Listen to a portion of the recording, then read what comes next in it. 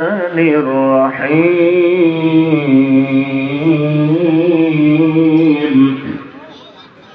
تبارك الذي بيده الملك وهو على كل شيء قدير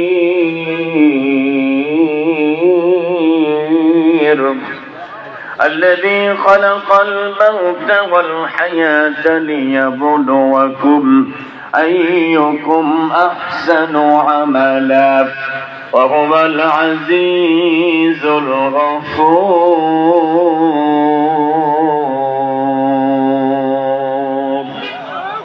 آمنت بالله عن أبي هريرة رضي الله عنه أن النبي صلى الله عليه وسلم سبعة ذلهم الله يوم القيامة في ذله يوم لا ذل إلا ذله إمام عادل وشاب نشأ في عبادة الله ورجل قلبه معلق في المساجد ورجلان تحبا في الله اجتمع عليه وتفرق عليه ورجل ذكر الله خاليا ففاضت عيناه إلى آخر الحديث رواه البخاري. إن الله وملائكته يصلون على النبي يا أيها الذين آمنوا صلوا عليه وسلموا تسليما. اللهم صل على سيدنا مولانا محمد وعلى آله سيدنا مولانا. لا إله إلا الله لا إله إلا الله جري لا إله لا إله سبحان الله والحمد لله لا إله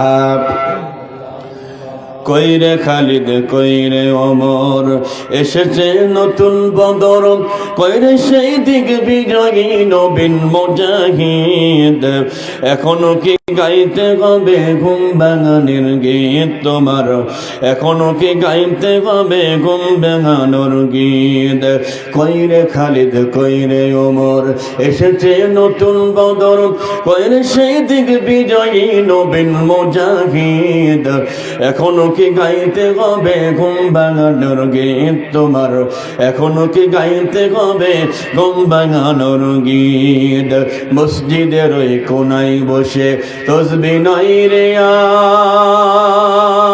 আর তোর হাতে মানাই শুধু ঝকঝকে তলোয়ার জোরে বলেন ঠিক কিনা মসজিদের ওই কোনায় বসে তসবিহ নাই রে আর তোর হাতে মানাই শুধু ঝকঝকে তলোয়ার গর্দান নিতে ওই জালিমের আইরে মুজাহিদ এখনো কি গাইতে হবে ঘুম ভাঙানোর গীত তোমার এখনো কি গাইতে হবে ঘুম ভাঙানোর গীত লা ইলাহা ইল্লাল্লাহ লা ইলাহা ইল্লাল্লাহ লা ইলাহা লা ইলাহা ইল্লাল্লাহ মুহাম্মাদুর রাসূলুল্লাহ। সকলে পড়ুন সাল্লাল্লাহু আলাইহি ওয়াসাল্লাম। আলহামদুলিল্লাহ, বাংলাদেশের ঐতিহ্যবাহী জেলা চুয়াডাঙ্গা দামুড়হুদা সাতিয়ানতলা আব্দুল জলিল আদর্শ মহিলা মাদ্রাসার উদ্যোগে আয়োজিত প্রথম বার্ষিক ওয়াজ মাহফিলের স্বনামধন্য সভাপতি সাহেব মোহাম্মদ গোলাম হোসেন বগা, সভাপতি সাতিয়ানতলা জামে মসজিদ, বারাকাল্লাহু ফি হায়াতিহি, সকলে বলেন আমিন। বিশেষ বক্তা হযরত মাওলানা আব্দুল গফুর সাহেব, খতিব সাতিয়ানতলা জামে মসজিদ, অত্যন্ত চমৎকার আলোচনা করেছেন। দ্বিতীয় বক্তা দেশ বরেণ্য মুফাসসির কোরআন, বিশিষ্ট ইসলামী চিন্তাবিদ, বলিষ্ঠ ইসলামী সঙ্গীত শিল্পী আমার প্রিয় নানা ভাই হযরত মাওলানা মুহাম্মদ শহীদুল ইসলাম শাহিদি সাহেব চুয়াডাঙ্গা, আরবি প্রভাষক, মানিকনগর ডিএস আমিনিয়া আলিম মাদ্রাসা ও খতিব হাতিভাঙ্গা পশ্চিমপাড়া জামে মসজিদ। এতক্ষণ পর্যন্ত আপনারা বসে নানার কাছ থেকে আলোচনা শুনেছেন, কোরআনের আলোচনা শুনেছেন। এখন আমি গুনাহগারের আলোচনা অল্প একটু সময়, খুব বেশি সময় আমি হয়তো আলোচনা করতে পারবো না। শুরুতেই আল্লাহ রাব্বুল আলামিনের প্রশংসা করছি, একটু জোরে বলা যাবে কি আলহামদুলিল্লাহ? সবাই একসাথে আলহামদুলিল্লাহ। আল্লাহর প্রশংসা করলে কি গুনাহ হবে নাকি? তাহলে আওয়াজটা ছোট কেন?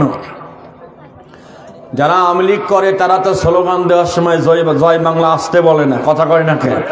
যারা বিএনপি বা ধানের শীষ তারা কিন্তু আসতে বলে না। যারা জামাত ইসলাম করে তারা দাঁড়িপাল্লার স্লোগান আসতে দেয় না। আমরা এই মুহূর্তে ওসব দুনিয়ার কোনো দল না, এই মুহূর্তে আমরা কেবলমাত্র আল্লাহর দল। ঠিকটা খুব আসতে হলো ভাই। এই মুহূর্তে আমরা কোন দল? আল্লাহর দলে আছি। আল্লাহর দলের লোক হয়ে আল্লাহর স্লোগান দিতে, আল্লাহর জন্য আওয়াজ দিতে কোনো বাধা আছে? তাইলে বলেন আলহামদুলিল্লাহ। রাসূলের প্রতি দরুদ ও সালাম পাঠ করি, সকলে পড়ুন সাল্লাল্লাহু আলাইহি ওয়াসাল্লাম। আল্লাহ সুবহানাহু ওয়া তাআলা আমার প্রিয় হাবিবের সম্মান কত উঁচু করেছেন। ওয়া রাফা'না লাকা যিকরাক, আল্লাহ তাআলা আমার নবীর সম্মান, ইজ্জত, জিকিরকে বুলন্দ করে দিয়েছেন দুনিয়ার মাটি থেকে আরশে আজিম পর্যন্ত। ঠিক তো সুবহানাল্লাহ বলা যায় না? একটু এটা পকেটে রাখেন, বলার দরকার নেই, সামনে বছর বললেন, এবছর না বললেও চলবে। হ্যাঁ প্রিয় ভাইরা আমার, আল্লাহ পাক বলেন ওয়ামা আরসালনাকা ইল্লা রাহমাতাল লিল আলামিন।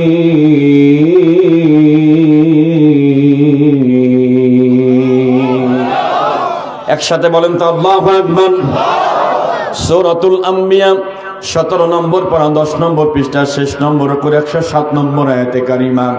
ওয়া মানে এবং, মা মানে যা অথবা না, আরসালনাকা মানে আপনাকে প্রেরণ করেছি, পাঠিয়েছি, ইল্লা মানে সারা বা ব্যতীত, রাহমাতাল লিল আলামিন as a mercy for the whole world. তার মানে নবী, গোটা পৃথিবীর জন্য আমি আপনাকে রহমত করে দুনিয়াতে পাঠিয়েছি।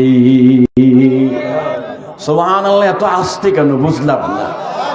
আসার আগে কি সুবহানাল্লাহর সাথে কি মারামারি করে আছেন নাকি, না জ্ঞানদান করে আছেন? ওই আমলিকে আমরা বিএনপি এরকম না। জোরে কোন সুবহানাল্লাহ। আবার বলেন সুবহানাল্লাহ। আল্লাহ আরশে আজিম পর্যন্ত সম্মান বৃদ্ধি করে দিয়েছেন। পৃথিবীতে যারা বিজ্ঞানী আছে, যারা সায়েন্সের স্টুডেন্ট আছেন তারা বুঝবেন, যারা বিজ্ঞানী আছে ওরা রকেট তৈরি করে, কেন চাঁদে যাবে।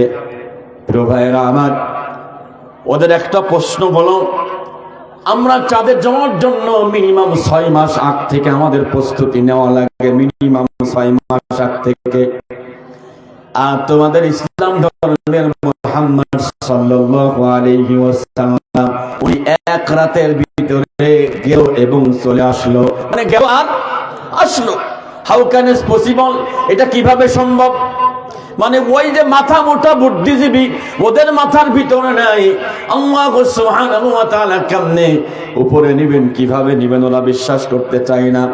ওরা রকেট নিয়ে ওই যে চাঁদে গিয়েছিল। যারা সায়েন্সে পড়েন, ছাত্র আছেন, তারা একটু বলেন তো রকেট 1 সেকেন্ডে কয় কিলো যায়?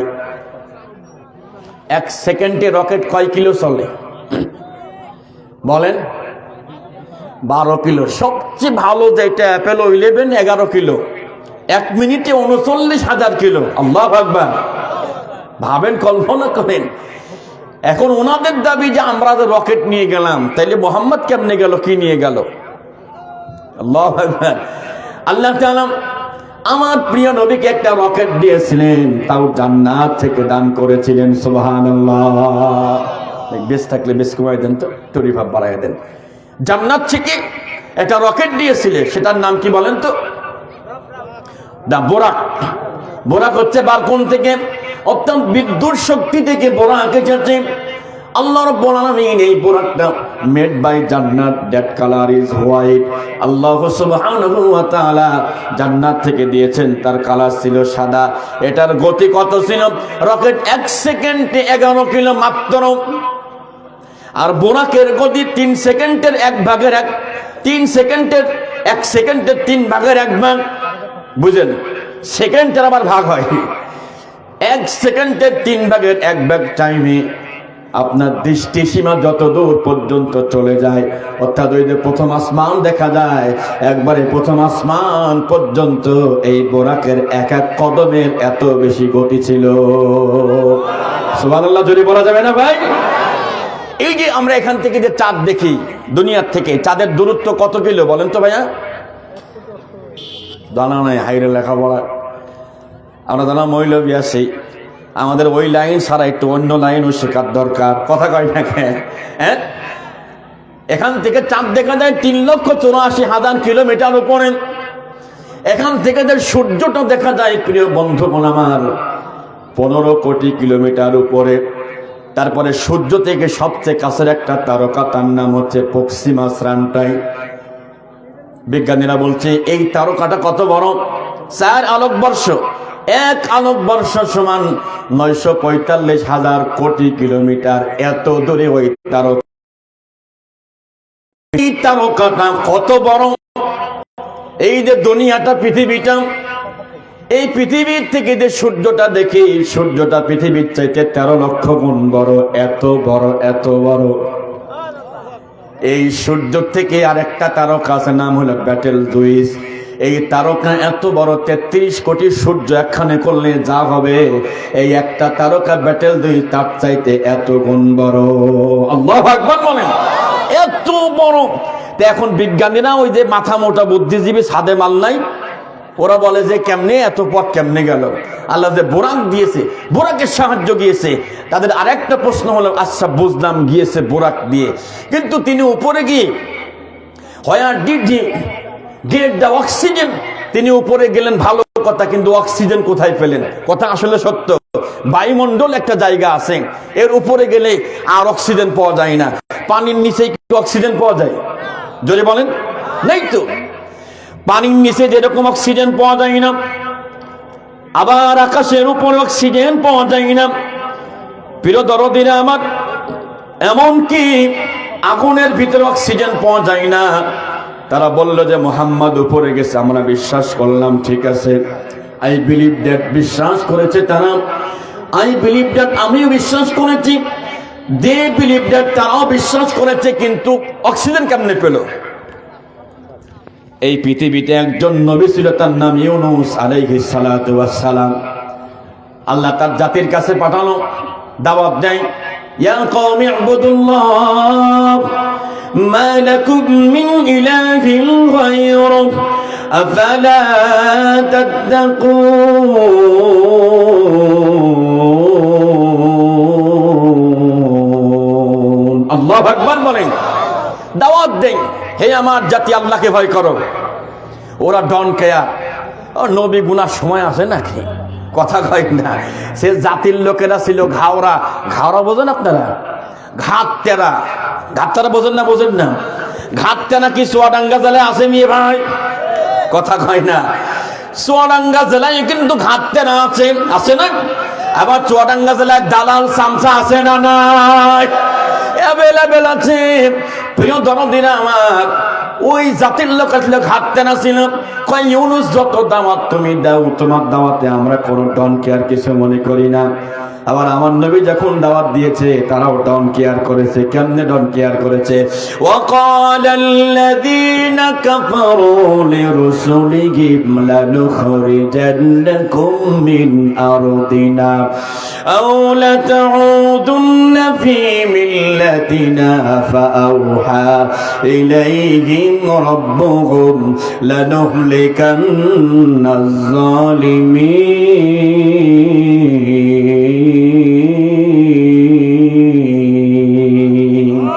আল্লাহু আকবার। চুয়াডাঙ্গার মানুষের ইমানের গতি এত কম না। আমি জানি যারা ইসলামের জন্য, কোরআনের জন্য জীবনটা বিলিয়ে দেওয়ার জন্য সবসময় প্রস্তুত থাকে, তাদের আল্লাহু আকবার আওয়াজ এত ছোট হতে পারে না। আল্লাহু আকবারের আওয়াজকে বুলন্দ করার জন্য, কোরআনের রাজ কায়েম করার জন্য যদি আমাদের জীবনটা বিলিয়ে দেওয়া লাগে, কে কে রাজি আছেন? দুহাত আল্লাহকে দেখায় দেয় ইনশাআল্লাহ। হাত নামান। একটা যুবক দাঁড়িয়ে তাকবীর দেন তো দেখি, সিংহের মতো দাঁড়িয়ে তাকবীর দিতে হবে।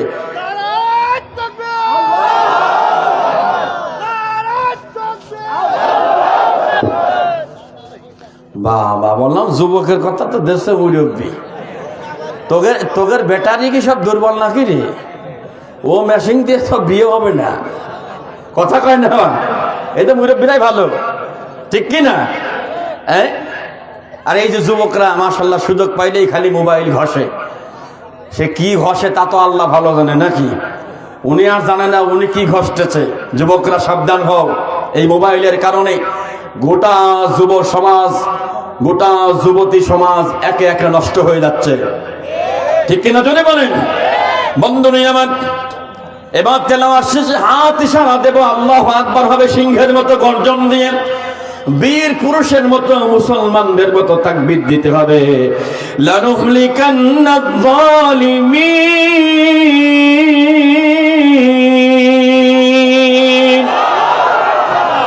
এবার ঠিক আছে, মনে হচ্ছে সোয়াডাঙ্গার মাল, এবার সব ঠিক আছে। সূরা ইব্রাহিম, কোরআনুল কারীমের 13 নম্বর পারা 14 নম্বর সূরা, সূরা ইব্রাহিমের 13 নম্বর আয়াতে কারিমা। ওয়া মানে এবং ক্বালা মানে বলেছিল, আল্লাযিনা মানে যারা, কাফারু মানে কাফেররা। কি বলেছিল? লিরুসুলিহিম, তাদের নবীদেরকে ডাক দিয়ে বলেছিল, বিশেষ করে আবু জেহেল আমার নবীকে ডাক দিয়ে বলেছিল, মুহাম্মদ তাআল আমার কাছে আসো, কাম হিয়ার, আমার কাছে আসো। আসার পরে আল্লাহ নবীকে ধমকি ধামকি দিয়ে বলছে, মুহাম্মদ ভালো করে শুনে না, এই মক্কার জমিনটা আমাদের। নবীকে কি বলছে? মক্কার জমিন, পুরো জমিনটা আমাদের। তোমাকে এই জমিন থেকে বের করে দেব যদি টালটি পাল্টি করো, যদি উল্টা পাল্টা করো, জমিন থেকে বের করে দেওয়া হবে। আউলা তাউদুন্না ফি মিল্লাতিনা, না হয় আমাদের দলে যোগ দাও। নবীজির মনটা একটু খারাপ হয়ে গেল। আল্লাহ, আমার জন্মভূমিতে বলে এই জায়গা নাকি আমার না, এই দেশ নাকি আমার না। একটা সময় এমন ছিল, আমাদের মনে হতো যে এই জায়গা মনে হয় আমাদের না, আমরা ভাসিয়ে আসি, কথা কন ঠিক কি না? একটা টাইম এইরকম ছিল। প্রিয় দরদিন আমার নবীকে ধমকি ধামকে দিচ্ছে, ভয় দেখাচ্ছে, হয় এখান থেকে বের করে দিব, না হয় আমাদের দলে যোগ দাও। আমার নবীজি মন খারাপ। জিব্রাইল এসে গেলেন, আসার সঙ্গে সঙ্গে প্রিয় নবীজির মুখটা লাল হয়ে গেল। মুখের কাছে মৌমাছির মতো গুনগুন করে আমার শুরু হলো, চোখে পানি। আরে মক্কাতে কেউ নাই, আমার সাপোর্ট দিবে তেমন কেউ নাই, আমার এসে ধমকি ধামকি দেয়। জিব্রাইল এসে বলছে, ও নবী মন খারাপ করবেন না, আল্লাহ ওয়াদা দিয়েছে এই জালিমকে আল্লাহ অতি তাড়াতাড়ি ধ্বংস করে দিবে। আল্লাহু আকবার, জোরে বলেন। তো ওরাও ধমকি ধামকি দিচ্ছে, বলছে ডোন্ট কেয়ার, তোমার মানার টাইম আছে নাকি? তখন ইউনূস নবী রাগের ঠেলায় দোয়া করছে, আল্লাহ ঘাওরার ঘাওরা, এত কথা শোনে না। আল্লাহ আপনি গজব দিয়ে সব একবারে ফিসে ফেলেন। ফিসে ফেলেন মানে বোঝেছ, একবার সব ছেঁচে ফেলা দেন আল্লাহ, 100 একটা কেউ রাখবেন না। আল্লাহকে দোয়া কবুল, কিন্তু একটু অপেক্ষা করতে হবে 3 দিন পর্যন্ত। 3 দিনের পরে গিয়ে আমি গজব দেব। এখন আল্লাহ পয়গম্বর বদদোয়া করেছেন, নবীরা যদি দোয়া করে বদদোয়া করে কবুল হবে কিনা? জোরে কয় না? 100% কবুল হবে।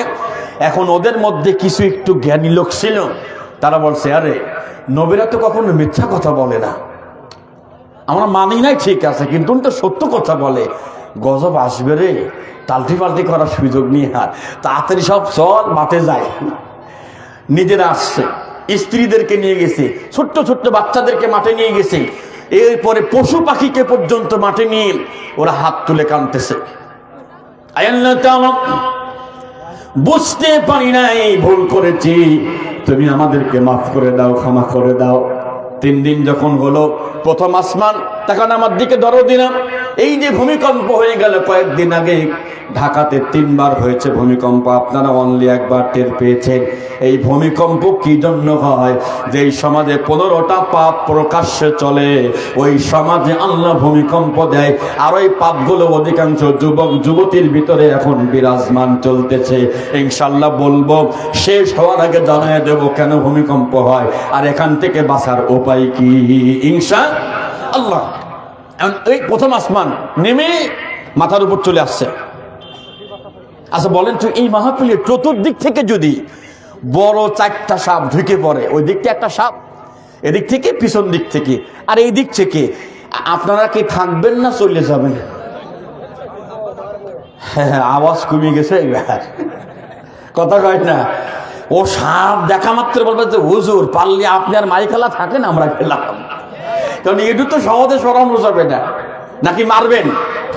মারার মতো সাহস আছে কলিজা? হয় প্রিয় মায়েরা আমার, কষ্ট নিয়েন না। মানে আসমান মাথার উপরে চলে এসেছে, এমন চোখের পানি চলে এসেছে। আল্লাহ তাআলা বলেন, ফালাউলা কানাত ক্বরিয়াতুন আমানাত ফানাফাহা ঈমানুহা ইল্লা কওমা ইউনুস। কোন জাতির জন্য নবীরা বদদুয়া করেছে, গজব হয় নাই, এমন হয় নাই। তারা মৃত্যুর সময় ঈমান এনেছে, অনেকের ঈমান কাজে লাগে নাই। যেমন ফিরাউন মৃত্যুর সময় ঈমান এনেছিল, পানিতে চুবাচ্ছে, বারবার চুবাই আর দোয়া পড়ে, আমানতু লিরাব্বিল আলামিন। আল্লাহ আমি তোমার প্রতি ঈমান নিয়ে আসলাম। আল্লাহ কয় এখন, এই বাপ্পা তুই এখন কালেমা পড়তেছিস যে? তুই এর আগে আমার কত নিরীহ মানুষকে জবাই করেছিস, এখন তুই কালেমা পড়তেছিস। জিব্রাইলকে আল্লাহ বলছে হাতের ভিতরে কাদা নিয়ে রাখো, যেই কালেমা পড়বে ফট করে মুখের ভিতর ঢুকা দিবা। কথা বোঝেন নাই মনে হয়? ও যদি কালেমা পড়ার চেষ্টাও করে, কাদা এক খাবলা মুখের ভিতর ধরে রাখবা, যদি কালেমা পড়তে না পারে। যেরকম আল্লাহু আকবার, কাজ হয় নাই, ওর কালেমা ব্যাক হয়ে গেছে। কিন্তু একমাত্র ইল্লা কওমা ইউনুস, ইউনুস নবীর চোখের পানির কারণে আল্লাহ আযাব তুলে নিলেন। এখন আল্লাহর পয়গম্বর আযাব আসবে, তিনি এই ভয়ে ফাঁকে চলে গেছেন। 3 দিন পার হয়ে গেল, আযাব হয় নাই। আর নবী চিন্তা করতেছে, আল্লাহ এই যে ঘাওরার ঘাওরা, আযাব তো আসলো না, এখন কি হইলো তাও তো জানতে পারলাম না। তাদের কি অবস্থা? আযাব তো আসমান থেকে আসার কথা ছিল, যে আসমান নামিয়ে ফেসে ফেলবে, কিন্তু হয় নাই তো, কি হলো? উনি ভয়তে কারোর কাছে কিছু না বলে একটা নৌকায় গিয়ে উঠে পড়ছে। আল্লাহু আকবার জোরে বলেন। ওয়া ইন্না ইউনুস লামিনাল মুরসালিনা ইদ আবাকা ইলাল ফুলকিল মাশহুন ফাসাগামা ফাকানা মিনাল মুদহাদিনা ফালতাকামাহুল হুত ওয়া হুয়া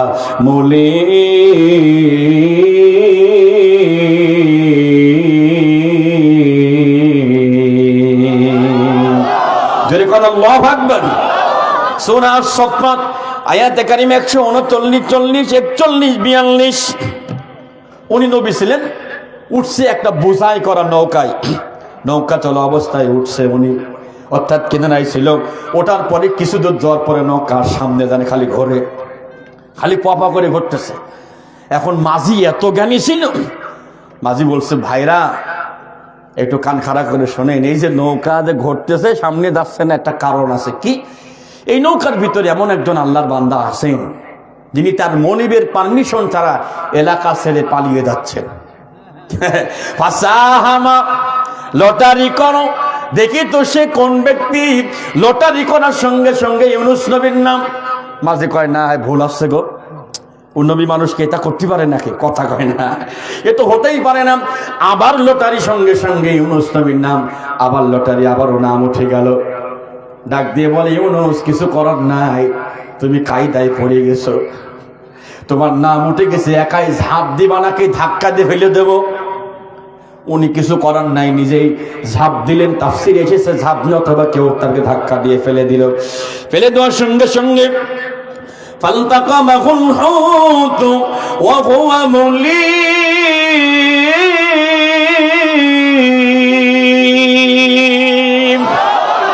সঙ্গে সঙ্গে বিশাল বড় একটা হাঙ্গর মাছ তাকে গিলে ফেলছে। ওয়া হুয়া মুলিম, অপরাধী সাব্যস্ত হওয়ার পরে অপরাধ, তার মানে বোঝা গেল অপরাধে সাব্যস্ত হওয়ার পরে আল্লাহ মানুষকে শাস্তি দেয়। আর বাংলাদেশের কিছু জানোয়ার করতেছিল, অপরাধ করে নাই, বিনা অপরাধে অসংখ্য মানুষকে তারা কষ্ট দিয়েছে, ঠিক কিনা? যদি বলেন ঠিক কিনা? একটা মানুষ কত পাষাণ হলে পারে, নামাজের ভিতরে হ্যান্ডকাপ পরায় কত পাষাণ হলে পারে। ও প্রিয় ভাইয়ের, আপনি কি মারা যাবেন না? আপনিও তো কবরে যাবেন, আপনিও তো মুসলমান, ইউ আর মুসলমান। কেমনে পারলেন একজন মাইনা উঠে দাঁড়িয়েছে তার হ্যান্ডকাপ পরাতে? কিভাবে সম্ভব? নামাজের ভিতরে মোনাজাত ধরেছি, হাতের উপরে রোলাল দিয়ে এমন জোরে বাড়ি মেরেছে মনে হয় চামড়া উঠে চলে যাবে। দরদি ভাইয়ের আমার, মনে রাখবেন, দুনিয়াতে যতটুকু কষ্ট অন্য কাউকে দিয়েছেন ওই পরিমাণ কষ্ট হয় আপনার হবে, নাই আপনার ছেলের হবে, বংশের কাউকে না কাউকে আল্লাহ দেবে, কারণ আল্লাহ নাই বিচারক। জোরে বলেন ঠিক কিনা? হবেই, সার পর কোনো সুযোগ নাই।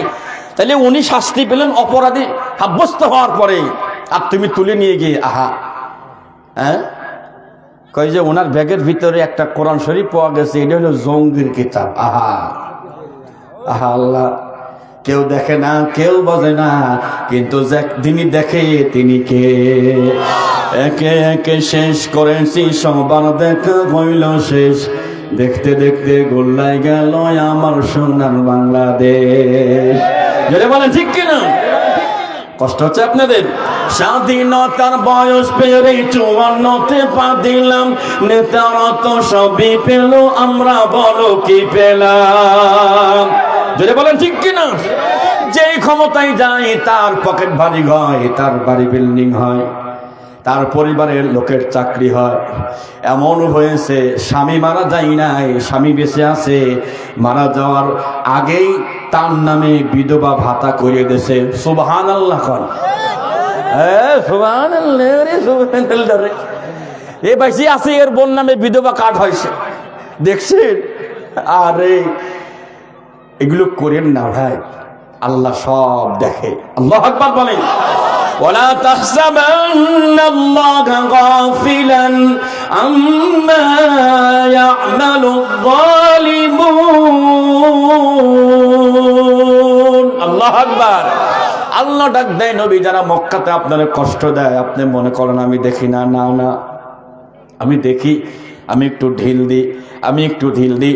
যখন কোনো যুবক আকাশে ঘুড়ি ওড়ায়, ঘূর্ণি ওড়ায়, আকাশে ঘুড়ি উপরে গিয়ে হাইরে বাতাস, এত শান্তির জায়গা খালি হারাম এদিক ওদিক দোলে, আর বলে জীবনেও নিচেই যাব না। কথা কয় না, নিচে নামবো না। এত শান্তির জায়গা কি সারা যায় নাকি? সন্ধ্যা যখন বলো এইবার বালক নাটায় আস্তে আস্তে ঘোরায়, ওই বলে কি ব্যাপার, আমি তো জোর করে এখানে থাকতে চাচ্ছি, তো করতেছে কি?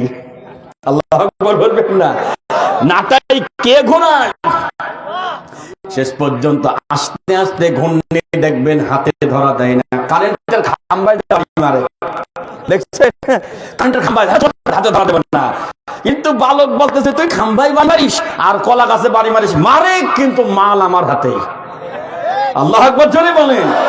যত অত্যাচার জুলুম নির্যাতন করেন না কেন, আপনার চাবি কাঠি কল কাঠি আমার আল্লাহর হাতে। জোরে বলেন ঠিক কি না? বন্ধুরা আমার, হাঙ্গর মাছের ভিতরে মাছটাকে খেয়ে ফেলেছি। তিনি যখন ঢুকেছেন মাছের পেটের ভিতরে, ঢোকার সঙ্গে সঙ্গে আল্লাহর পয়গম্বর মনে করেছে আমি মনে হয় মারা গেছি, আমার মনে আর জীবন নাই, আমি শেষ হয়ে গেছি। কিন্তু তাকায় দেখে মাছের পেটে তার হাত নাড়াচাড়া করে, তার চোখ পাও সব কিছু ঠিক আছে। দেরি করে নাই, সঙ্গে সঙ্গে আল্লাহর বান্দা নামাজে দাঁড়িয়ে গেছে।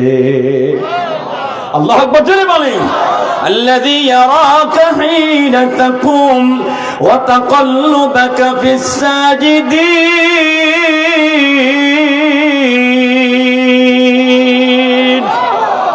কষ্ট হচ্ছে আপনাদের, আর মাত্র আধা ঘন্টা থাকা যাবে না ইনশাআল্লাহ। ভাইরা আমার, সামনে পরীক্ষা, যারা এসএসসি পরীক্ষা দিবা, বেরেন দুর্বল, পড়া মনে থাকে না, একটা আমল শেখায় দেব।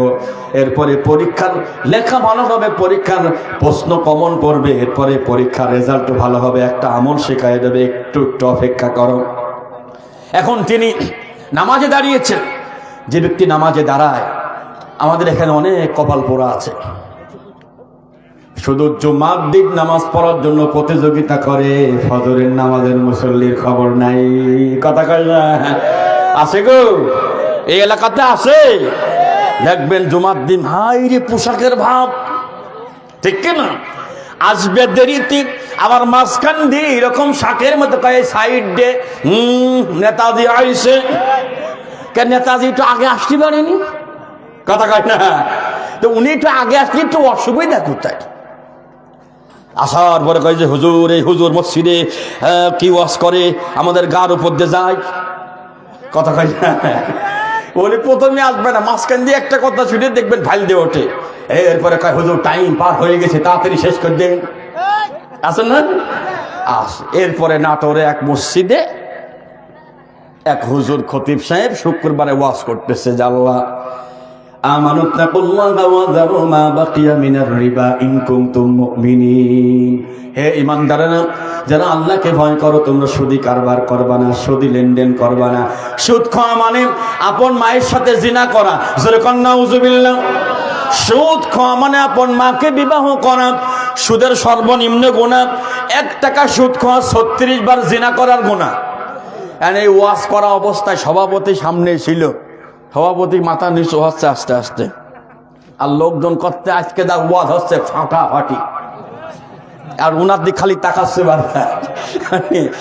তাকাচ্ছে তো যাই হোক, তাকাচ্ছে কেন? ওই হইলে সুদের দিলা। সুবহানাল্লাহ কান, জোরে কান নাউজুবিল্লাহ। ওই সুদখোরের দিলার সকালবেলা মাল ছাড়ে, সন্ধ্যাবেলায় মাল চলে আসে। সুবহানাল্লাহ। তো সভাপতি চিন্তা করলো যে আমি সুদ খাই, হুজুর জানলো কি করি? আর লোকজন আমার দিক তাকাচ্ছে, ঘটনা কি? যাই হোক, নামাজ শেষ হোক, চাকরির গোষ্ঠী ও তো আমার হাতে, বোঝেন নেই সেই সময়ের কথা। শেষ পর্যন্ত নামাজ শেষ করে সভাপতির বাড়ি খাওয়া মানে খাবার খাবে। তো এখন সভাপতি আগেই চলে গেছে, মন খারাপ করে এই ওয়াজ হইল। ইমাম সাহেব চিন্তা করলে, আল্লাহ যা থাকে কপালে, দেখা যাবে কাল, আগামীকাল সকালে। এখন আর যাবো না, মন মেজাজ ভালো নেই। পরের দিন সকালবেলা সাক্ষাৎ করতে গিয়েছে, চাচা যান আমার মাসের বেতন 1 তারিখ হয়ে গেছে। সভাপতি বলছে, হুজুর আমি একা করি সুদি কারবার, এত লোককে বলার কি দরকার? মসজিদে এত লোক, আরে আমাকে একটু গোপনে ডেকে বললি হইতো না? একটু যান, আপনার চাকরি নাই। নাই মানে একটা কথা হইল, কেন কে সুদের ওয়াজ করলেন কে? যাই হোক, বেচারা বোনের কষ্ট। আর একটা মসজিদে গেছে, যাওয়ার পরে সেখানে উনি ওয়াজ করতেছে যে এই সমাজে কিছু মেয়ে আছে চেহারা সুন্দর, এই সুন্দর চেহারা হওয়ার কারণে ওনারা অনেকে আছেন পর্দা করতে চায় না, সাজুগুজু করে রাস্তার বের হয়ে যুবকদেরকে চেহারা দেখাতে চায়। এরকম মেয়ে আছে না নাই? আর এই যুবকরা তাদের দিকে তাকিয়ে আজে বাজে টোন করে, বাজে টোন করা ছেলেও আছে না নাই? আছে। আমি ওই ভাইকে বলি, ভাই তুমি যেই মেয়েটাকে লক্ষ্য করে বাজে টোন করলি, যদি ওইটা তোমার আপন বোন হতো, ভাবো, কল্পনা করো, তোমার সামনে তোমার আপন বোনকে কেউ যদি টোন করে, বাজে শেষ দেয়, তোমার কেমন লাগবে? নবীজির কাছে এক সাহাবী এসে বলছে, হুজুর আমি ইসলাম ধর্ম গ্রহণ করেছি, কিন্তু আমি জিনা ব্যভিচার ছাড়তে পারবো না। হযরত ওমর পাশে বসেছিল, বলছে দেখছি একবারে কল্লা নামা দেবো, বিয়া দেবো। নবীজি সামনে বসে টালটু পাল্টু কথা। হ্যাঁ, নবীজি কয়, ওমর তুমি থামো তো, মাথা গরম করিয়ে না, আমি বোঝাচ্ছি, এদিকে আসো। মাথায় হাত দিয়ে দোয়া করলেন, বললেন, বাবা তুমি যে এই কাজটা একটা মহিলার সাথে করো, ওটা যদি তোমার মা হয় তার কল্যাণ নামায় দেবো, তোমার যদি খালা হয় কল্যাণ নামায় দেবো, যদি বোন হয় কল্যাণ নামায় দেবো। তুমি যেখানে যাও সেখানে হয়তো কারোর বোন, কারোর মা, কারোর খালা। যুবকটা বলে, হুজুর আমার মাথায় হাত দিয়ে দোয়া করে দেন, আমি যেন আর কারোর দিকে না তাকাই। নবীজি যুবকের জন্য দোয়া করার সঙ্গে সঙ্গে ওই যুবক যতদিন বেঁচে ছিলেন কোন মেয়ের দিকে আর তাকাই নাই। আল্লাহু আকবার বলেন। হ্যাঁ, অথচ এলাকাতে অনেক আল্লাহ বান্দা আছেন, আল্লাহ আপনার নিয়ামত দিয়েছেন, তো উনি এই মেয়েরা যে বেপর্দায় চলে, ঠোঁট পালিশ নেয়, নেল পালিশ নেয়, কত কিছু নেয়, অঙ্গি ভঙ্গি, কাপড় খুব টাইট করে পরে, তো এইরকম কথা ওয়াজ করতেছেন। মসজিদের কেশিয়ার বলছে, আর আমার একটা মেয়ে আছে তো এইরকম চলে, আচ্ছা হুজুরি কাছে কেউ বলিয়ে দিয়েছে নাকি? উল্টো ওয়াজ করছে কে? যা এখন সবাই তাকাচ্ছে ওই উনার দিকে, সেক্রেটারির দিকে। আল্লাহ ওয়াবদাসকে হচ্ছে ফাটাফাটি হুজুর, চালান আরো চালান। এখন নামাজ শেষ করে ডাকছে যে তুমি আমার মেয়ের বিরুদ্ধে ওয়াজ করলে কে? কয় যে আপনার যেটা মেয়ে আছে কেবলই জানলাম, আমি আগে জানতাম না। কয় আগে হোক পরে হোক চাকরি বাদ। বেচারা মনের কষ্টে এক গ্রামের একদম অত্যন্ত প্রত্যন্ত অঞ্চলে গিয়ে ইমামতি নিয়েছে, যেখানে বাংলা ওয়াজ করা লাগে না, খালি আরবি খুতবা, নামাজ আরবি খুতবা দিয়ে নামাজ শুরু করছে। সূরা ফাতিহা শেষ করে ইয়াসিন আল কুরআনিল হাকীম ইন্নাকা লামিনাল মুরসালিন। আল্লাহু আকবার। নামাজ শেষ করে কিসে আর দাঁড়িয়েছে, দাঁড়িয়ে বলছে হুজুর কিছু মনে না করলে একটা কথা কই। কি? মসজিদের সভাপতির নাম হলো ইয়াসিন, ওর বাপের নাম হলো হাকিম। ইয়াসিন আল কোরআনিল হাকিম। প্রথম দিনই দোয়া করে দিলেন দুইজনের নামে, ইন্নাকা লামিনাল মুরসালিন। আর সেক্রেটারি হলো মুরসালিন। সবার নামে দোয়া হইল, তো আমি কোনে গেলাম? বেচারা চিন্তা করছে, আল্লাহ কিচ্ছু বললাম না, তাও ধরা খেয়ে গেলাম। কথা কয় না, কিছু কিছু জায়গা আছে কিচ্ছু করা লাগবে না, কোনো অপরাধ করা লাগবে না, অন্যায় করা লাগবে না, তারাই চকলেট ঢুকিয়ে বলে যে হুজুরের ব্যাগে নাশকতা করা বোম পাওয়া গেছে। ধরে বলেন ঠিক কিনা? এরকম বাটপার আছে না? না, তোমাকে একদিন আল্লাহর সামনে দাঁড়াতে হবে। জোরে বলেন ঠিক কিনা? পাই টু পাই আল্লাহ হিসাব নেবে, খেয়াল করবেন।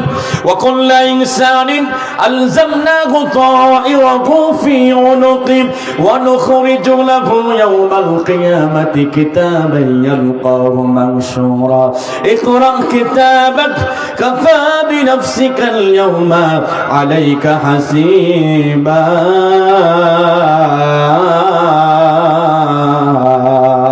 আল্লাহু আকবার। সূরা বানী ইসরাঈল 15 নম্বর পারা 2 নম্বর পৃষ্ঠা 2 নম্বর রুকু আয়াতে কারিমা 13 এবং 14। ওয়া মানে এবং কুল্লা মানে প্রত্যেক ইনসান মানে মানুষ, আলজামনাহু তাইরাহু সমস্ত কর্মগুলোকে ফি উনুকিহি। তাকান যুবক ভাইরা আমার দিকে একটু খেয়াল করেন, লুক এট মি প্লিজ। এখানে দুইজন সাংবাদিক আছে না, লেখক? এদের যে সব তো ছাত্রলীগ নাকি? তো যুবলীগ, বিএনপি, জামাত, চরমোনাই না ভাই, এর দল পার্টি বোঝে না ভাই।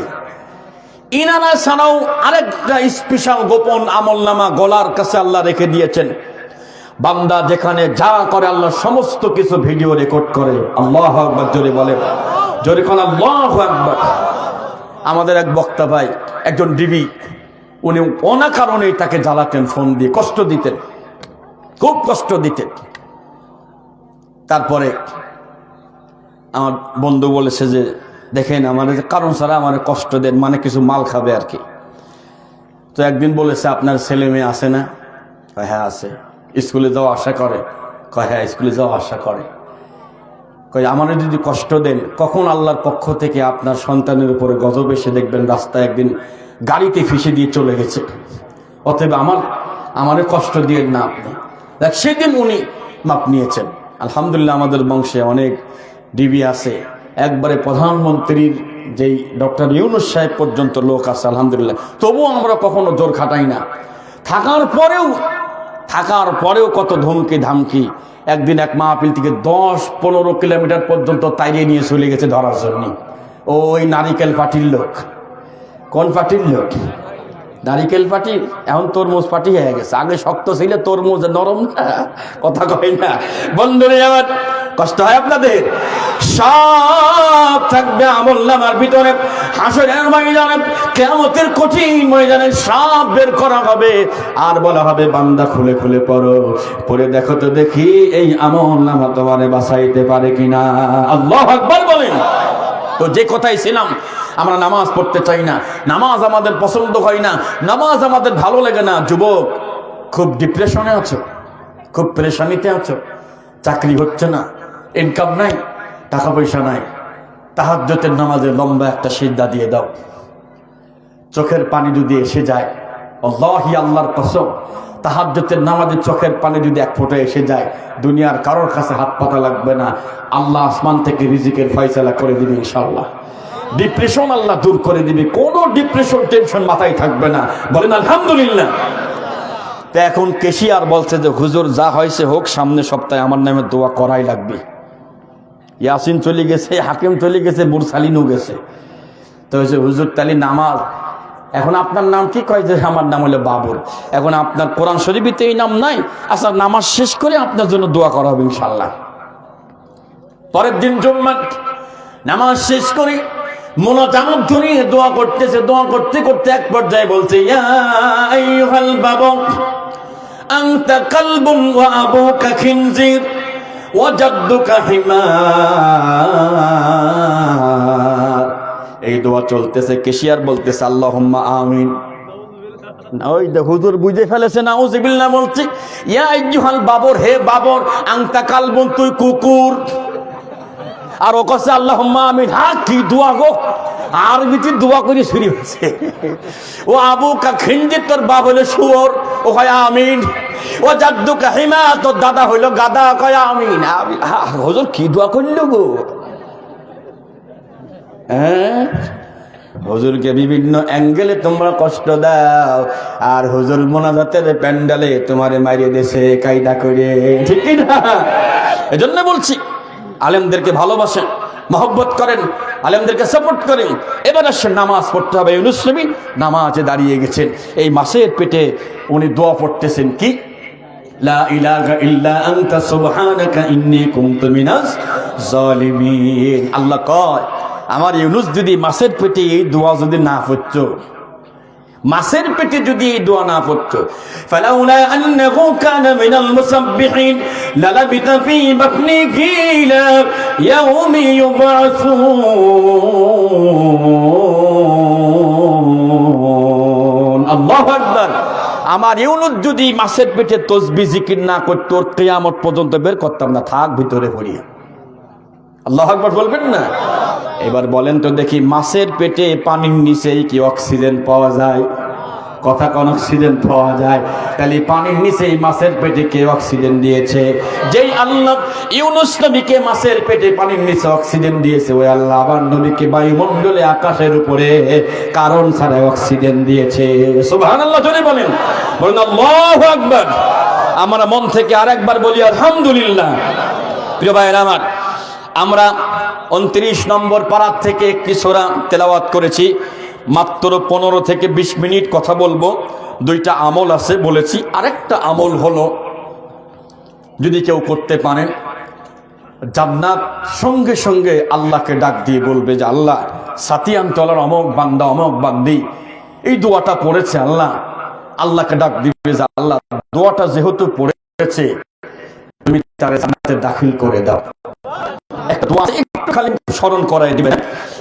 তেলাওয়াত করেছি কুরআনুল কারীমের 29 নম্বর পারা। আমার সাথে কি একটু পড়া যাবে ভাই? পড়েন। বিসমিল্লাহির রহমানির রহিম। তাবারাকাল্লাযী বিয়াদিহিল মুলকু ওয়া হুয়া আলা কুল্লি শাইইন কাদির।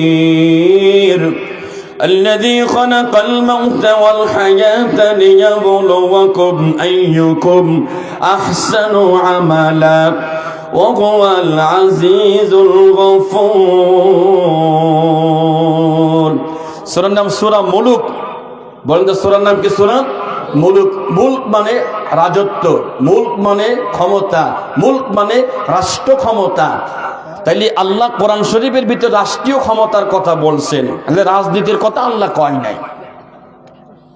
খালি রাষ্ট্রীয় ক্ষমতার কথা আল্লাহ কয়েছে, কিন্তু রাজনীতির কথা আল্লাহ কয় নাই, নাকি গো? কথা কয় না। তা রাজনীতি না করে কেউ কেউ রাষ্ট্রের কাছে যায় নাকি? এই যে এত ঠেলা ঠেলি, গোতাগুতি, গাড়ামারি, গ্যাঞ্জাম, কিন্তু পাবনা গেলাম, একজন অস্ত্র নিয়ে আর একজনের গাড়ি গুলি করিয়ে দিয়েছে। সুবহানাল্লাহ কর। সে বলছে যদি আমাদের পক্ষে ভোট না দে তো জিবে কাটি ফেলা দেবো। ওরে বাপ রে বাপ, তোমার বড়টা বেকা হয়ে গেছে আর তুমি তোমার ফয় উঠেছে। কথা কয় না কে? ঠিক না? কেন আপনি ক্ষমতা আছে বলেই কি বলবেন যে জিব্বা কেটে ফেলতে হবে? আপনার এই জাতীয় কথার কারণে আপনার সাপোর্টার গুলো আপনার পক্ষে থাকতেছে না, ঠিক না? বন্ধুরা আমার, মুলুক মানে ক্ষমতা, মুলুক মানে রাজত্ব, মুলুক মানে রাষ্ট্রীয় ক্ষমতা। আমার আল্লাহ রাব্বুল আলামিন বলে সূরা মুলক, এই সূরাতে আয়াত আছে 30টি। রুকু আছে 2টি। যুবক ভাইয়ের এখনই পরীক্ষা করব। আয়াত 30টি, রুকু আছে 2টি। সূরাটি নাজিল হয়েছে মক্কাতে। এই সূরার নম্বর 77 নম্বর সূরা। এবার বলেন তো, যেই সূরা আমি তেলাওয়াত করলাম সূরাটির নাম কি বাবা? মুলুক। মুলুক মানে রাজত্ব বা ক্ষমতা। এই সূরাতে আয়াত কত? 30 আয়াত। কত আয়াত? 30 আয়াতে কারিমা। এই সূরার সিরিয়াল নাম্বার 77। মাশাআল্লাহ, বারাকাল্লাহ। রুকু আছে কয়টি? আপনাদের মেধা অনেক ভালো। অর্থ শুনি। তাবারাকাল্লাযী, বরকতময় আল্লাহ, বিয়াদিহিল মুলক, যার হাতেই সমস্ত ক্ষমতা আল্লাহ রেখে দিয়েছে। সুবহানাল্লাহ, বলেন সুবহানাল্লাহ। ওয়া হুয়া আলা কুল্লি শাইইন কাদির, তিনি সব কিছুর উপর ক্ষমতাবান। হাসরের মাঠ যখন কায়েম হবে, আল্লাহ ডাক দেবে, ইয়া দুনিয়া আইনা জিবালুকা আইনা আনহারুকা আইনা আশজারুকা আইনা জাব্বারুকা। আল্লাহ 4টা ডাক দিবে। হাসরের মাঠ কায়েম হওয়ার পরে 4টা ডাক দিবে, হে দুনিয়া, তোমার সেই পাহাড় কোথায়, সেই নদী কোথায়, সেই গাছগুলো কোথায়? ইয়া দুনিয়া আইনা জাব্বারুকা, তোমার সেই স্বৈরাচারগুলো কোথায়? কোনো জবাব নাই। কত স্বৈরাচার দুনিয়াতে আমরা দেখেছি, পৃথিবীতে আমরা দেখেছি। একটা স্বৈরাচারের একটা ছোট্ট ঘটনা বলে ইনশাল্লাহ শেষ করে দিব, কষ্ট হবে না আপনাদের। আজ থেকে 4-5 হাজার বছর আগের কথা বলছি প্রিয় ভাইরা আমার। আল্লাহর পয়গম্বর মুসা নবীর পরেই কিছুদিন পরেই এই ঘটনা। এক এলাকার নাম ইনতাকিয়া। যেই এলাকায় ঘটনা ঘটছে এলাকার নাম সিরিয়া। সিরিয়াতে ছিল এক স্বৈরাচার, ওটার নাম ছিল বাশার আল আসাদ। ওইটাও গেছি গা। কষ্ট হচ্ছে আপনাদের, বিশেষ করে দিব ঘটনা একটু বলি নাকি চলে যাবে নাকি? আচ্ছা ইনশাল্লাহ। আর এই যে বাদামালা ভাই, আরে কত বাদাম জীবনে বেচতে পারবেন গো? হ্যাঁ, আর বাদাম বেচার দরকার নাই, বসে যান। আপনার জন্য আলাদা দোয়া করব, আল্লাহ যেন বরকত দিয়ে দেয়, আমিন বলেন। এটা সুন্দর ঘটনা বলতে যাচ্ছি। একজন স্বৈরাচারকে আল্লাহ কেমনে শেষ করে ওই ঘটনা। আমি না ভাই, আল্লাহ কোরআন বলছে। আমি বলতে গেলে তো আবার সানডে মানডে ক্লোজ হয়ে যাবে, কথা কয় না। হ্যাঁ, ওয়াজ করে তখন বাড়ি যাওয়া বিশাল মুশকিল ভাই। আল্লাহ তাআলা বলেন, إذ أرسلنا إليهم اثنين فكذبوهما فعززنا بثالث فقالوا إنا إليكم مرسلون। الله أكبر। ওই যে ইনতাকি এলাকা, এই এলাকা যিনি রাজা ছিলেন, রাজা, এই রাজার কাজ ছিল বিনা অপরাধে উনি তার বেঁচে থাকা অবস্থায় বিভিন্ন রাস্তার মোড়ে মোড়ে নিজের মূর্তি বানাতেন। এই মূর্তির বিরুদ্ধে যদি কেউ কথা বলতো তাকে ধরে জেলখানায় ভরে দিতেন। দরকার হলে হাত কেটে ফেলতেন, কাউকে গুম করে ফেলতেন, কাউকে হাওয়া করে ফেলতেন, কাউকে জীবন থেকে একবারে চিরতরে জীবন শেষ করে দিতেন। এই যে কাজগুলো তিনি করতেন, মানুষের প্রতি জুলুম চালাচ্ছেন, সুদি কারবার, ঘুষি কারবার, যত অন্যায় অপরাধ চলে, আল্লাহ 2 জন রসুলকে এলাকায় পাঠালেন, একটু যাও তো তোমরা, গিয়ে একটু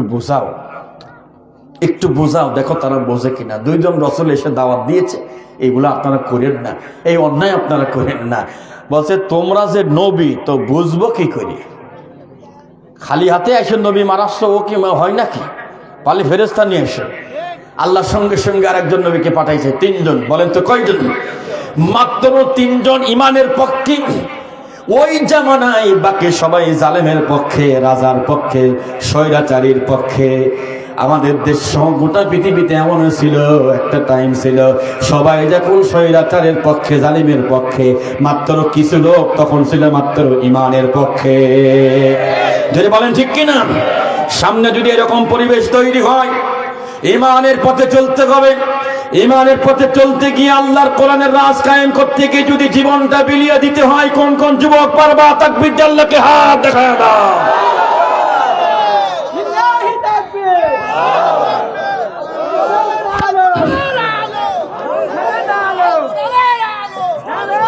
হাত নামান। আল কোরআনের আলো ঘরে ঘরে আর জ্বালানোর দরকার নাই, আল কোরআনের আলো জায়গা মতো জ্বালো। যদি বলেন ঠিক কিনা? জায়গায় যদি আল কোরআন যদি পার্লামেন্টে যদি চলে যায়, আমার ওয়াজ করা লাগবে না, এত কথা আমার বলা লাগবে না। তবে মাঝখানে একটা কথা বলে নিয়ে দরদি ভাইরা আমার, ইসলামী দলকে যদি সাপোর্ট না করেন, ইসলামী দলে যদি আপনি যুক্ত না হন, হাসরের ময়দানে বাবা এবং ছেলেকে আল্লাহ মুখোমুখি করে দিবে। বাবা একদিকে, ছেলে একদিকে। বাবা জালিমের পক্ষে ছিল আর ছেলে নিজে নবী ছিল। আল্লাহ জালিমের পক্ষে বাবাকে দাঁড় করেছে জাহান্নামের রশি দিয়া। বুঝেন ভালো করে, ওয়াতারাল মুজরিমিনা ইয়াওমাইযিন মুকাররানিনা ফিল আসফাদ সারাবিলুহুম মিন কাতরানি ওয়া তাগশা বুজুহাহুমুন নার।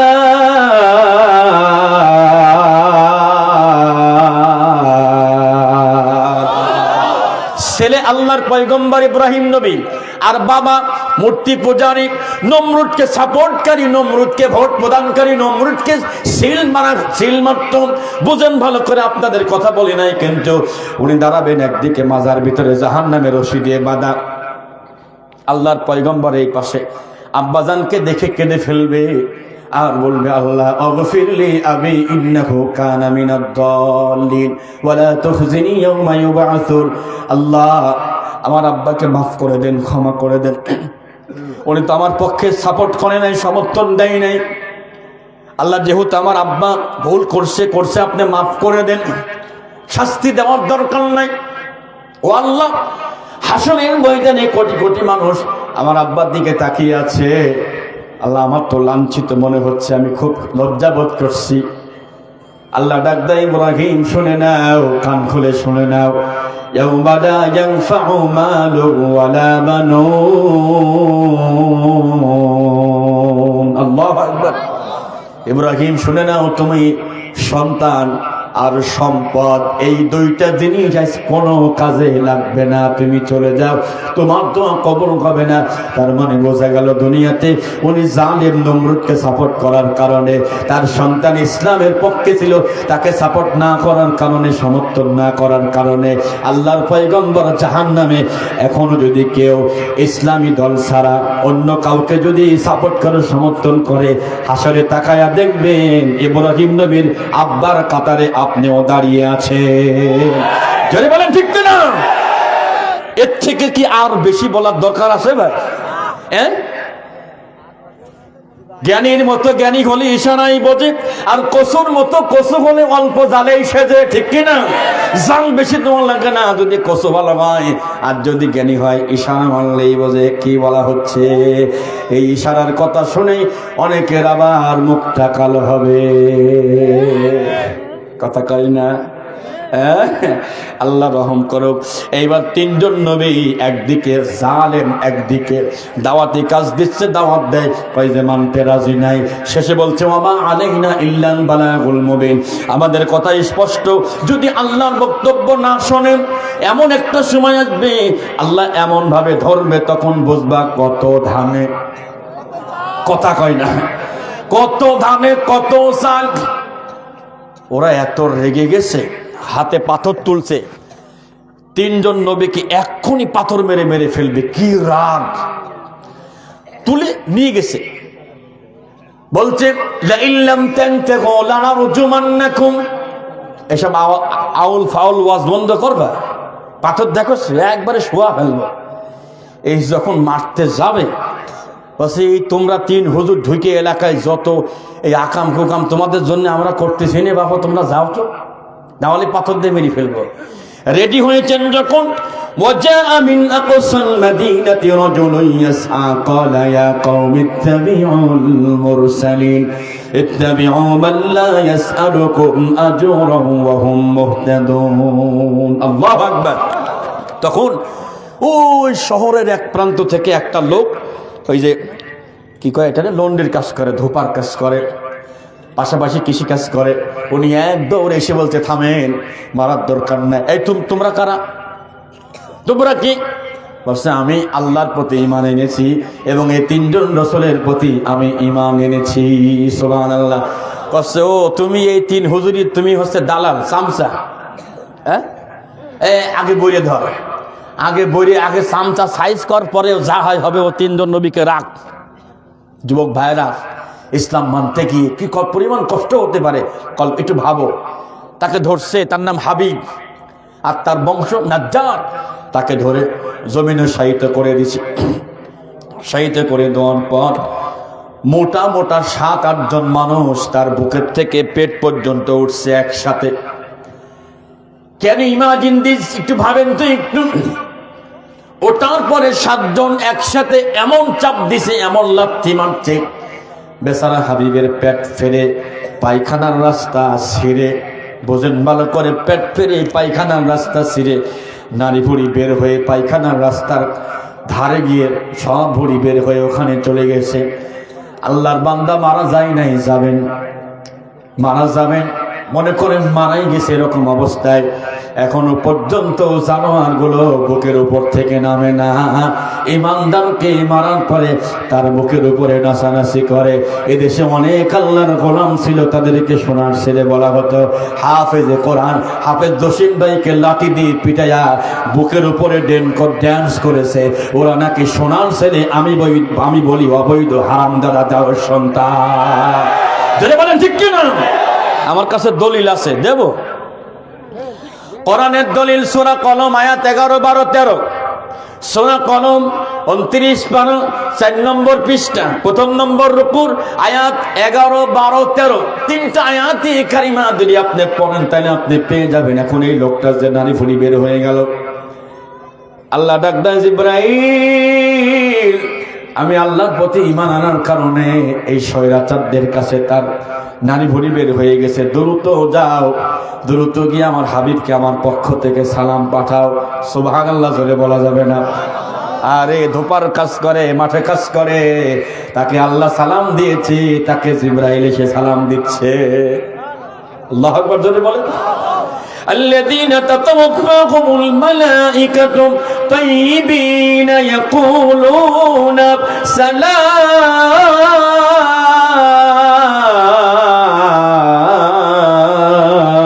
আল্লাহু আকবার বলেন।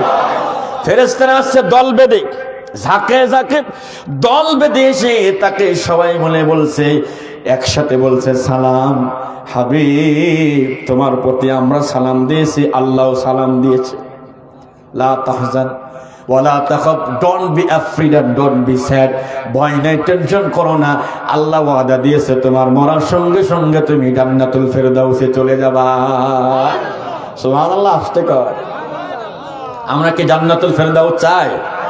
কারা কারা চাই একটু হাত তোলেন তো ইনশাআল্লাহ। হাত নামান। জান্নাতুল ফেরদাউস আমরা সবাই চাই। তাইলে এই যে কাজ কাম করে রাখেছেন মামুর বেটা, এগুলো কার কাছে দিয়ে যাবেন? কথা কয় না। এই যেগুলো করে রাখেছেন এগুলো কি ওনার কাছে, ওনার কাঁধে দিয়ে যাবেন? আপনার কাঁধে দিয়ে গেলে প্রদীপ যাহাই হোক বোঝাপড়া করবো না।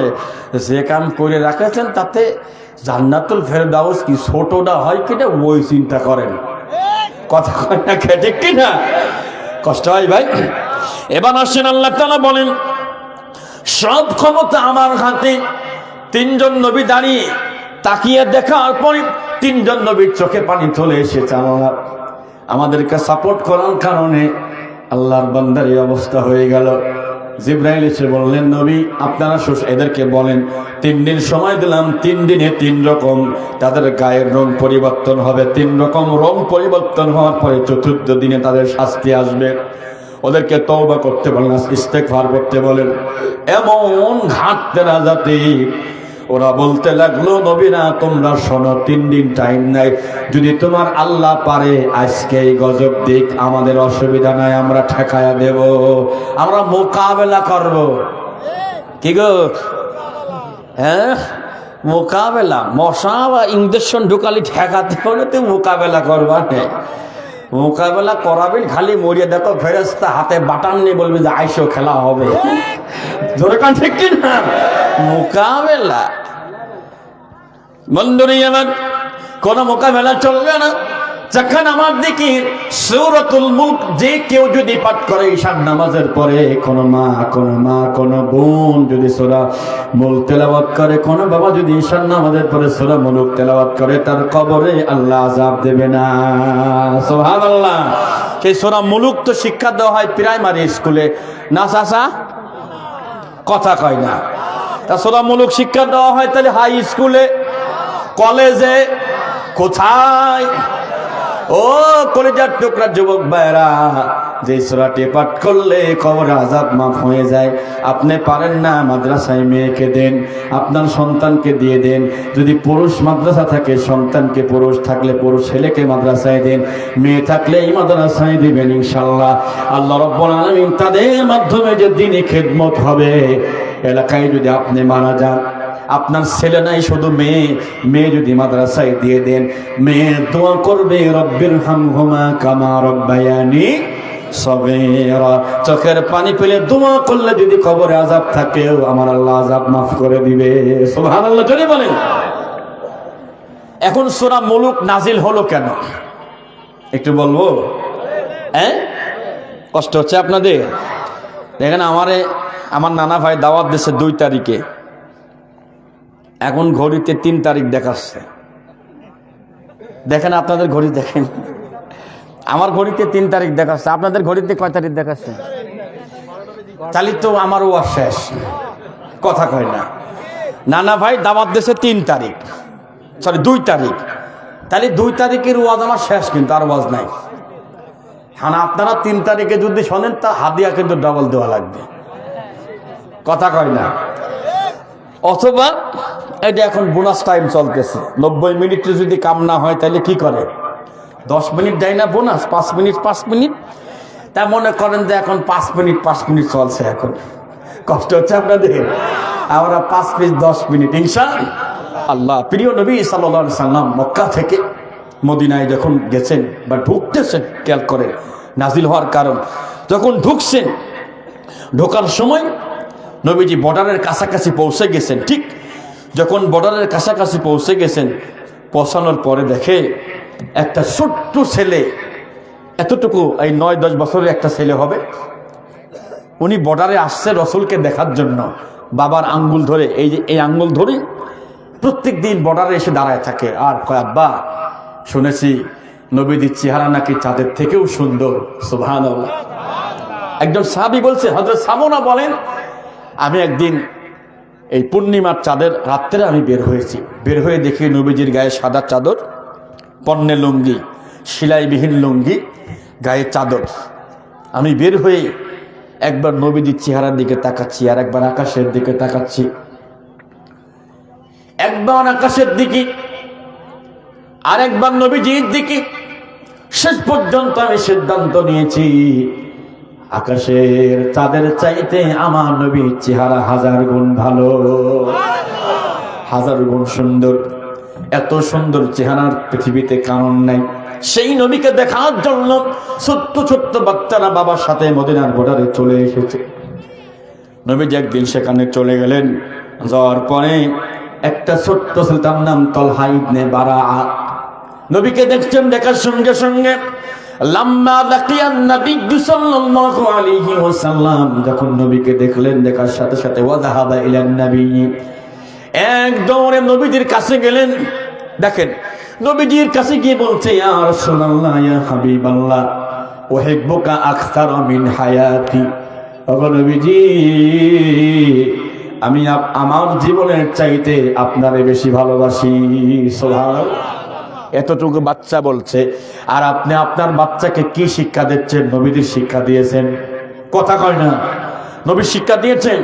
সবসময় তো খালি পাবজি আর ফ্রি ফায়ার চলে, ঠিক কিনা? ওই দেখেন একদম জাগাই হলো না। মাহফিল করে দেওয়ার সময় কত লোক চোখে পড়ে, দেখ রাস্তায় বসে আছে, খালি এরকম করতেছে। তো একদিন ড্রাইভারকে বললাম যে এত রাতে কি করে, কাজ নামাও তো। কাজ নামায় দেখি ওই বলতেছে, মার মার মার মার মার। আচ্ছা, এত রাত্রি কার মারতেছে রে? আজ বাবা তুমি কার মারতেছো? বুঝবেন না তো, চলে যান তো। আমরা আসলে বুঝবো না, ওরাই বুঝবেন, ঠিক কিনা? বাবা একটা সেকেন্ড নষ্ট করতেছো, ওই একটা সেকেন্ডের সময় আল্লাহর সামনে দাঁড়িয়ে তোমারে দেওয়া লাগবে। আল্লাহু আকবার বলেন। এক সেকেন্ডের হিসাব দেওয়া লাগবে, কতটুকু টাইম তুমি কাটাইছো ফেসবুকের ভিতরে, ইউটিউবে, তারপরে পাবজি, ফ্রি ফায়ারের সমস্ত হিসাব আল্লাহ নেবে। যুবক, তোমাকে বলি, আল্লাহ তাআলা যে তোমার জীবন দিয়েছে, মনে করো 20 বছর তোমার বয়স মিনিমাম, সাপোজ আল্লাহ যদি বলে গোলাম তোমার 20 বছরের হিসাব নেব না, 21 বছর 19 বছর বাদ, শুধু তোমার জীবনের শেষ বছরের হিসাব আমি নেব, 1 বছরের হিসাব। বলেন তো দেখি বন্ধুরা, 1 বছরের হিসাব দিয়ে কি পার পাওয়া যাবে, জান্নাতে যাওয়া যাবে বলে মনে হয়? যারা মনে করতেছেন 1 বছরের হিসাব আল্লাহর সামনে দিয়ে জান্নাতে যাওয়া যাবে, একটু হাত তোলে। ওই একজন হিসাব দিয়ে জান্নাতে যাবো, কাম হবি না ভাই, যা করি ফেলেছি তাতে আল্লাহ যদি দয়া না করে, কথা কন ঠিক কি না? দয়া যদি না করে তো ফেরেশতা বলবি যে আইসো মামু আইসো, তোমার এই যে আমল নামা, এ কি অবস্থা? আমল নামা দেখার পরে বান্দা রেখে দৌড় দিয়ে পালিয়ে যাবে।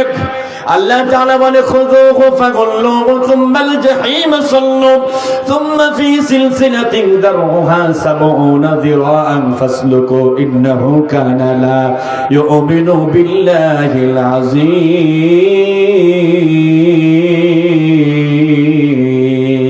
আল্লাহু আকবার বলেন। আল্লাহ ফেরেশতাকে বলে নিয়ে আয়, ধরে নিয়ে আয়, গ্রেফতার করে নিয়ে আয়। হুজুর কোরআন শরীফে গ্রেফতার করার কথা আছে? হ্যাঁ আছে, নাই মানে অবশ্যই আছে, নিয়ে আয়, গ্রেফতার করেন। ফেরেশতারা দৌড়াবে, তাকে ধরবে। ধরার পরে হাতে থাকবে 70 গজ লম্বা শিকল, 140 হাত। আচ্ছা, শিকল যদি 140 হাত হয় তো মাল কত মোটা হবে? কথা কয় না। যারে ধরবে তা ও বেটা কত মোটা হবে, কথা বুঝতে পারেন নাই মনে হয়। তো বলবে যে আল্লাহ হয়তো ধরেছি, কেমনে গ্রেফতার করবো? কই এই যে শিকল, এই শিকলটা দিয়ে পায়খানার রাস্তা দিয়ে ঢোকাও। ভাবেন কেন মানুষ গ্রেফতার করে হ্যান্ডকাপ দিয়া, মানুষ গ্রেফতার করে মাজায় দড়ি বেঁধে, এরপরে গলার ভিতরে অনেককেই এরকম গামছা বেঁধে টান দেয়, বেশিরভাগ হ্যান্ডকাপ দিয়া। তাইলে এই পায়খানার রাস্তা দিয়ে কেন এটা করা হবে? কারণটা কি? এই কারণ আজকে বলা যাবে না, আগামী বছর যদি দাওয়াত পাই আগামী বছর বলা হবে। আজও বলা হবে না গো, 12টা পার হয়ে গেছে বাবু। শুনবেন, ধরে তো হাতে হ্যান্ডকাপ দিয়া, তো পায়খানার রাস্তাতে ঢুকাবি কেন? আল্লামা ইমাদউদ্দিন ইবনে হাজার আসকালানী রাহিমাহুল্লাহ তিনি বলেছেন, দুনিয়াতে যদি আল্লাহর কোন গোলাম কোন নিরীহ মানুষকে তুলে নিয়ে গিয়ে রিমান্ডের নামে শাস্তি দিতে গিয়ে চারা তুলে ফেলেছে, নাকে গরম পানি ঢুকিয়ে দিয়েছে, তারপরে পায়খানার রাস্তায় পাইপ ঢুকিয়ে দিয়ে তারপর গরম পানি আর ডিম ঢুকিয়ে দিয়েছিল, যারা, কথা কি বোঝা যাচ্ছে ভাই? যারা নিরীহ মানুষকে এই কাজগুলো করেছিল, পায়খানার রাস্তায় গুজ্জদারে পাইপ ঢুকিয়ে দিয়েছিল, ওদেরকে মূলত ধরে এই জাহান্নামের শিকল ঢুকিয়ে এই পায়খানার রাস্তাতে ঢুকিয়ে পরে মুখ দিয়ে বের করে হেসকা টান মেরে ফুটবলের মতো বানায় ফেলবে। সেদিন তারা বলবে, ইয়াকুলু ইয়া লাইতানি, সেদিন তারা আফসোস করবে, আয় আল্লাহ, ইয়াকুলুল কাফিরু ইয়া লাইতানি কুনতু তুরাবা, আল্লাহ আমি যদি মাটি হয়ে যেতাম। এখন গ্রেফতারের পরে বলবে যদি মাটি হয়ে যেতাম, ইয়া লাইতাহা কানাতিল কাদিয়া, আমার জীবন যদি শেষ হয়ে যেত, আমি আর বাঁচব না, আমি আর মানুষ হতে চাই না। মা আগনা মান আন্নি মালিয়া হালাকা আন্নি সুলতানিয়া, তখন বলবে আহারে আমারে গ্রেফতার করছে, আমার ক্ষমতা কোথায় গেল, আমার দাপট কোথায় গেল, আমার পাওয়ার কোথায় গেল? হাসরে বলতে থাকবে, এখনই তো বলছে যে পাওয়ার কোথায় গেল, কথা কয় না কেন? একজন খালি বলতেছে পাওয়ার চাই, পাওয়ার চাই। ছেলে পেলে আবার পাওয়ারের আছে না, ড্রিঙ্কস আছে না, ছেলে পেলে আবার হয়তো কিনে বলছে আপা এই নেন পাওয়ার নেই। আল্লাহ রহম করে আমিন বলে। আল্লাহ বন্ধুরে আমার, কষ্ট হয় আপনাদের? এইভাবে গ্রেফতার করবে, এটা একটা বললাম। আরো 2টা সিস্টেম আছে গ্রেফতার করার, ওটা আজকে বলা যাবে না, ওটা আজকে থাক। এবার আসুন না কাহিনী আগে শুনি। নবীজি বর্ডারে, মদিনার বর্ডারে একটা ছেলে বলছে গুজু উহিব্বুকা আকতার মিন হায়াতি, ও নবীজি আমি আপনার জীবনের চাইতে আপনাকে বেশি ভালোবাসি। সালাম তো সালাম গোয়ামার দরুদ সালাম গোয়ামার কয় নবী মুস্তাফাই, তোমরা যদি যাও গো মদিনায়, তোমরা যদি যাও গো মদিনায়, তোমরা যদি যাও গো মদিনায়, সালাত সালাম গোয়ামার দরুদ সালাম গোয়ামার কয় নবী মুস্তাফাই, তোমরা যদি যাও গো মদিনায়। আল্লাহু আকবার বলেন। এখন নবীজি বলছে তুমি কি সত্যি ভালোবাসো? কয় যে হ্যাঁ। প্রমাণ দিতে পারবা? ছেলেটি বলছে নবীজি মুগনি বিমা আহবাবতা ফালা আসিলাকা আমরা, ও নবী ভালোবাসা অর্ডার করেন তো দেখি। তো নবী রসিকতা করে বলছে ইজহাব ফাকতুল আবাকা, যাও তো তোমার আব্বার মাথা কাটিয়ে আমার কাছে নিয়ে আসো। আল্লাহু আকবার জোরে বলেন।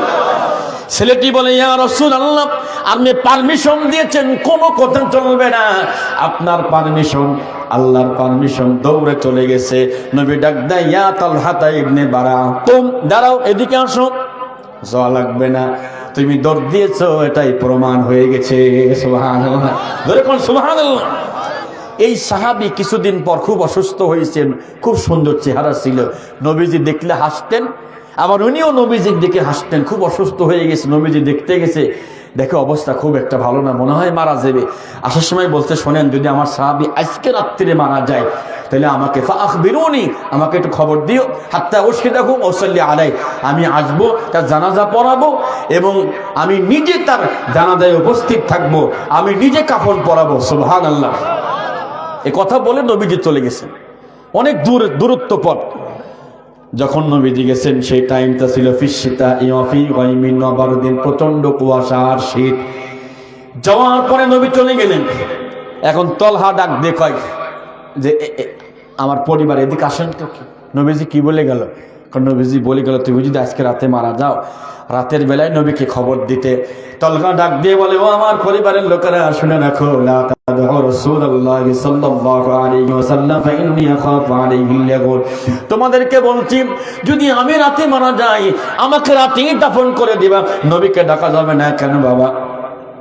কয় নবীজি রাস্তা দিয়ে আসে, ওই রাস্তায় ইহুদি থাকে, মুশরিক থাকে, কাফেররা থাকে, যদি আসার সময় ওদের হাতে নবী ধরা পড়ে নবীজি বেশি কষ্ট পাবে, আমিও কষ্ট পাবো, দরকার নাই, আসার দরকার নাই। দাফন করে দিলেন।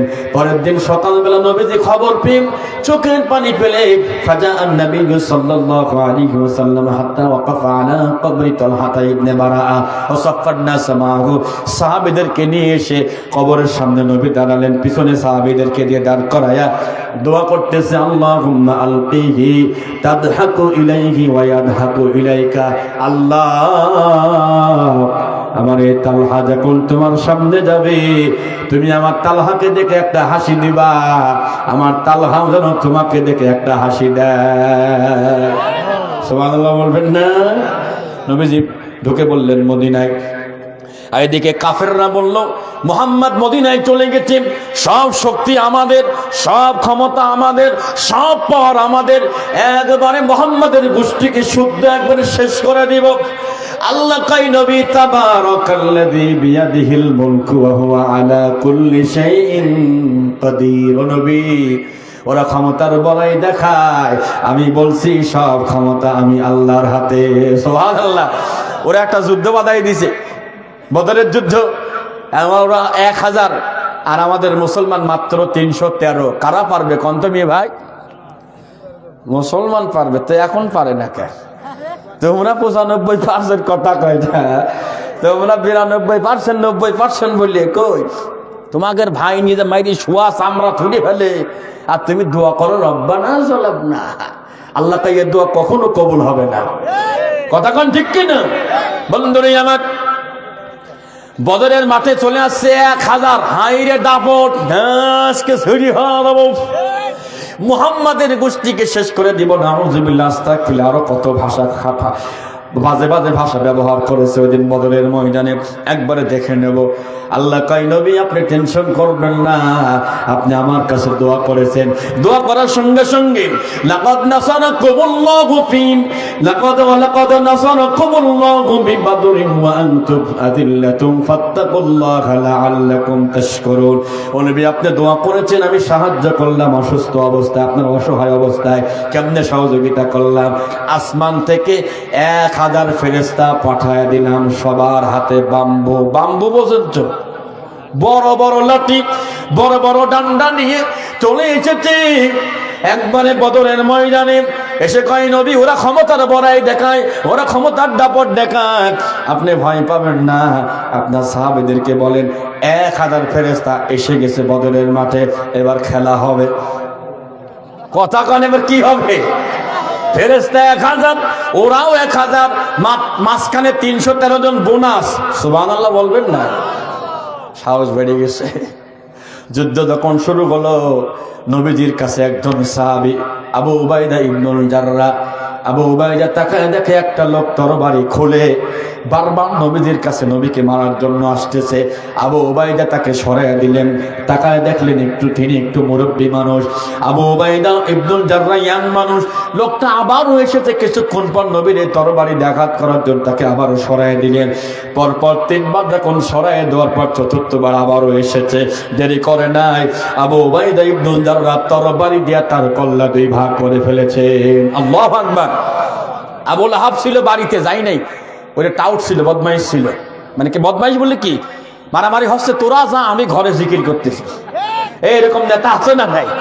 ওদিক যা হয় হোক, ওর নেতা মাশাআল্লাহ ওর কিছু হয় নাই। যা হওয়ার আমাদের মতো কানা ফাটা নোংরা গুলা যা আছে আমাদের হয়। কথা কোন ঠিক কি না? যা অবশ্য আমাকে যা অসুবিধা হয় ওনাদের কিচ্ছু হয় না। আবু লাহাব একজনকে পাঠাইছে, দেখে তো কি অবস্থা। ও এসে তাকায় দেখে মুসলমান কেমন তরবারি উঁচু করেছে, এখনো মারে নাই, কিন্তু কাফেররা ফটাফট শুয়ে পড়তেছে। তো চিন্তা করতেছে, কুপাচ্ছে কিটা, মারছে কিটা, এ তো তরবারি উঁচুই রয়েছে, তো পড়িয়ে যাচ্ছে কে? খুব আশ্চর্য হয়ে গেছে। ক্ষমতার বড়াই দেখেন না? আল্লাহ কয়, নবী ক্ষমতা আমার কাছে, আপনি টেনশন করবেন না। এগুলো দেখা অবস্থায় আবু লাহাবের কর্মচারী এক দৌড়ে চলে আসছে। তো আবু লাহাব কাছে, চাচা খবর কি? চাচা খবর খুব খারাপ। কি খারাপ? সব ভাস করে ফেলতে, কারা করতেছে বুঝতে পারতেছি না। ওই যে মুসলমানরা আছে যে তরবারি ছাড়া আমি তাও চালাচ্ছে না, কিটা ভাস করে ফেলছে বুঝতে পারতিস না। মানে আব্বাস রাদিয়াল্লাহু আনহুর এক কর্মচারী ছিল, ও বলছে যে মনে হয় যুদ্ধের মাঠে ফেরেশতা আইছে। সুবহানাল্লাহ। তুই কেমনে বুঝলি? তখন কষ্ট, চাচা কিছু মনে করবেন না, আজরাইল তো ফেরেশতাই, কথা কয় না।